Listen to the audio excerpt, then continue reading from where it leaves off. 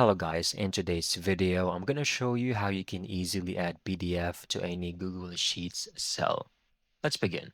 So first, you actually need to upload your PDF file on your G Drive, okay? So just go to your Google Drive. You can click on here, new, and then file uploads. And once done, it should show up over here. Just make sure to refresh. And on the right section, you should be able to click on more actions on the three dots and it will reveal option, share, copy link, or you can just simply click over here, for example, this share button.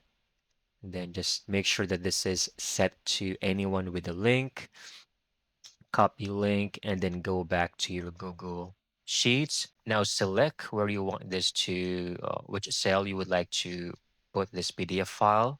So for example, here, I'm going to right click and then insert link.